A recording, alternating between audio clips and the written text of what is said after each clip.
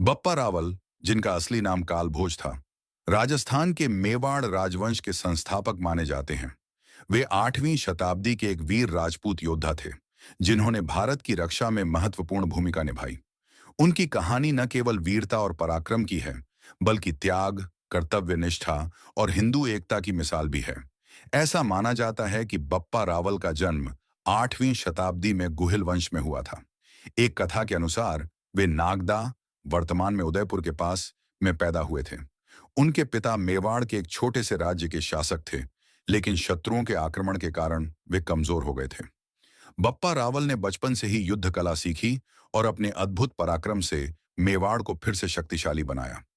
बप्पा रावल के जीवन की सबसे महत्वपूर्ण घटना चित्तौड़गढ़ पर अधिकार प्राप्त करना थी। कहा जाता है कि अरब आक्रमणकारियों और स्थानीय प्रतिद्वंद्वियों से लड़ते हुए उन्होंने चित्तौड़ दुर्ग को स्वतंत्र कराया। एक किंवदंती के अनुसार उन्होंने मोहम्मद बिन कासिम और अरब सेनाओं को पराजित कर उन्हें सिंध से खदेड़ दिया था।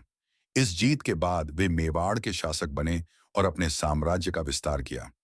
बप्पा रावल केवल एक योद्धा ही नहीं, बल्कि धर्मपरायण शासक भी थे।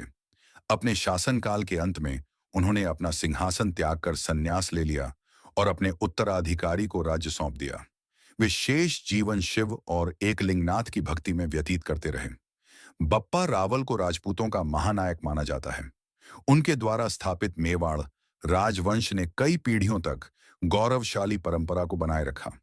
महाराणा प्रताप और राणा कुंभा जैसे वीर राजा इसी वंश के महान उत्तराधिकारी थे।